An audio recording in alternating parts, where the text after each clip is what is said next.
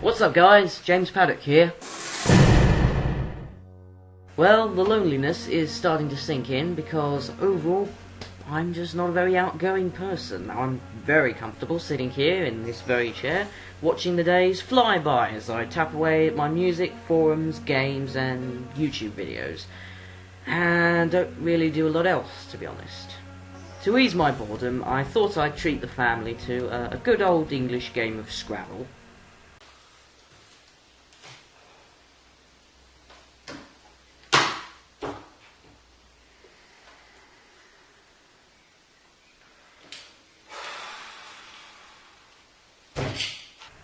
It was amazing. After some pretty thorough soul-searching, I concluded that I'm a bit of a hopeless romantic. The fact is I've never really been that good with girls. Keeping a conversation afloat is something I've really struggled with, and I don't know why. I mean, listen to how much I blather on about myself in these vlog entries. Granted, this is all scripted, but that doesn't show.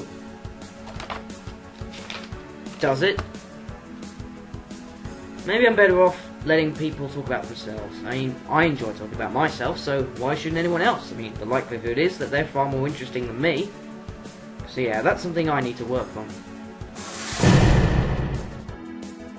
Just a forewarning, this week's rant may be slightly hypercritical, but I have to get something off my chest that's been bugging me awfully for the last ever. And that is the frequency with which critics get paid to write useless reviews. This review of Chase and Status's album No More Idols from the NME website got on my nerves, and I don't know whether I should take it seriously or whether it should have really got on my nerves in the first place, but here it is anyway. Chase and Status make the kind of vacuous dumb and bass backdrops that have made Pendulum a band synonymous with shiteness. Where do I even begin with that one paragraph? First off, who are you to make a judgment on whether or not I should buy this album when you clearly hold such contempt for the genre that you start the review off by making an absolutely terrible pun? Dumb and bass? It's like the same level of wit as Year 3, it's the same level of maturity, the taunting the fat kid in the playground. Did it ever occur to you that, oh, I don't know, some people might like drum and bass? Secondly, Pendulum is synonymous with shyness. Tell that to Pendulum's 72,813 YouTube subscribers, 12,748 Twitter followers, and 1.4 million Facebook fans. So what if it's not contemporary drum and bass? It's something new and fresh, which a lot of people, including myself, happen to like. But you obviously don't care, because not only did you insult one of the most popular drum and bass bands of our time, but you also slated the entire genre. Good going, Mr. Anonymous Reviewer who shall not be named Astoshans. Nice one. At least I make an effort to appreciate all forms of music I can, whereas you clearly don't, and that's exactly what you should be doing, because that's what you're employed by the website to do, you tosspot. He gave the album 1 out of 10 stars and called it soulless nonsense. Soulless? I can't speak for Chase and Status because I haven't heard the album yet. And, you know, music is good when it has soul and everything, but drum and bass is a genre that doesn't really concern itself with soul. When I listen to most drum and bass, I want to do this. Not this. Yes, quite interesting. Yes. A unique expression of desperation for freedom of the mind, coupled with the wrathful scorning of fragility of the human spirit. Yes, coupled with the desire to move forward in life. Why am I eating my pen? Another thing about critics that really grinds my gears is when they get called upon to write reviews for new or recent albums by artists with reasonably lengthy discographies, and then they act as though they've listened to the whole thing a million times. The likelihood is, of course, that they haven't. Yet we still get jaded and uninformative reviews like this for Yngwie Malmsteen's album Unleash the Fury. Malmsteen and company basically run the same plays on Unleash the Fury that they do with every other album. Another predictable exercise.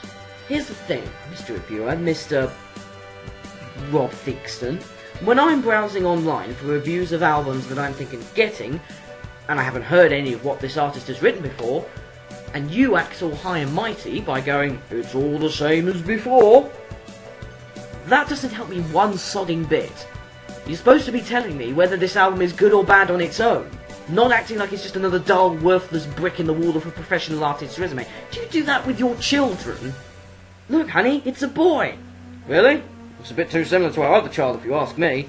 Well, it will do. That's how genetics works. But look at it, it's exactly the same as the last one we had. But our last one was a girl.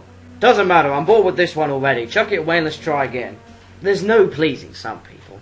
They disown their favourite bands when they try anything remotely new, and then they complain about the band going stale if the music stays relatively similar. So basically, they want either totally new stuff all the time, or no changes at all to the overall sound of a band. Music doesn't work like that in either of those ways. It evolves and changes over time, much like an actual organic being. You're going to witness mutation and experimentation popping up from time to time to see if it works. And if it doesn't, don't get all upset about it, let it go. It will die away on its own. If it does work, it will be absorbed into the mainstream, if that's what you prefer to call it, and that's where it stays, at an elevated position that fulfills pretty much every musical need. At that point, no amount of bitching is going to force it to unevolve. It's a little bit like yelling at ostriches, telling them to re-evolve the ability to fly, because, oh well, let's face it, ostriches were so much better when they could, and now they're going to change themselves for the sake of change. Selfish bastards. Did you see what I did there? Whew, I feel better now. Where's my paracetamol?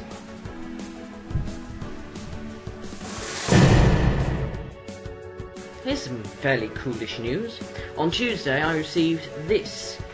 It's a CD I received from a friend of mine called Paul Corfiatis, who's a very good chap, and he lives in Ulverstone, Tasmania, which means this CD has travelled about 10,600 miles to get to me.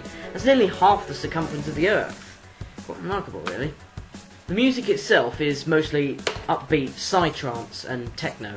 The guy's a very awesome musician. You can check out his stuff on his website, which is paulcorfiatis.com. Another bit of musical news is that I just replaced my crappy speakers with some of my dad's old ones. Goodman's Active 75 speakers, to be precise.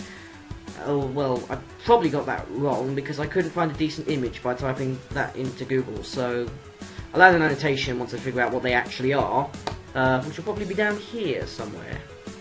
Speaking of annotations, here is one for a new tune that I uploaded called Volition. It's on my music channel here, and well, it's a bit similar to some of my usual stuff, sure, but I'm still quite proud of it, so go check it out. The views would go to a good cause. Me. So go on, give it a listen, it won't bite. Okay, that's all for now. Today's epic song of the moment, I'm very happy to say, it comes from Symphony X. Now, as far as I'm concerned, these guys are the gods of progressive metal, and if you love in-your-face, apocalyptic vocals coupled with blazing guitars, then they're definitely the band for you. They released a new album on Friday called Iconoclast, and the track I chose is called Dehumanized. Their record label have very kindly put the song up in full on their YouTube channel for all to see, so please, if you like progressive metal in any form, you owe it to yourself to listen to this track. It is a blast. Absolutely stellar guitar work, insanely powerful chords, and the vocals just bombard you with imagery about the corruption and technology can unleash upon man. And goddamn, is that some badass cover art. Thanks for watching, everyone. Keep subscribing and stuff. I won't force it on you or anything. Actually, I will. Just do it. Now. What's done is done. I'm dead inside. I'm what you've all become. Mindless and mesmerized. Dehumanized.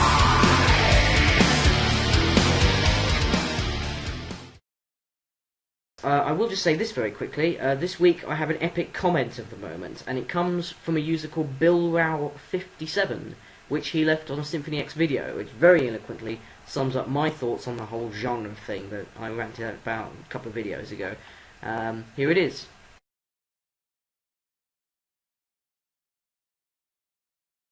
It's a shame that this appeared just beneath it.